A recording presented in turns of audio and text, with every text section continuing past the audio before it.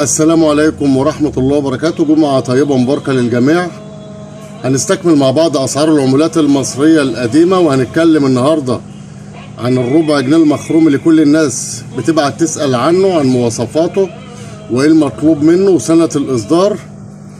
الربع جنيه اللي مطلوب والنادر واللي بيجيب فلوس واللي معظم التجار بيدوروا عليه على الجروبات والمواقع الإلكترونية، هو اللي مكتوب عليه 25 قرش بأحد الأوجه بتاعته، والوجه الآخر مكتوب عليه 1991 وبكرر 1991.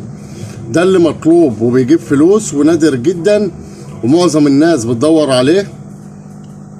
تابعوني على التيك توك محمد حكيم، على اليوتيوب محمد حكيم بورسعيد.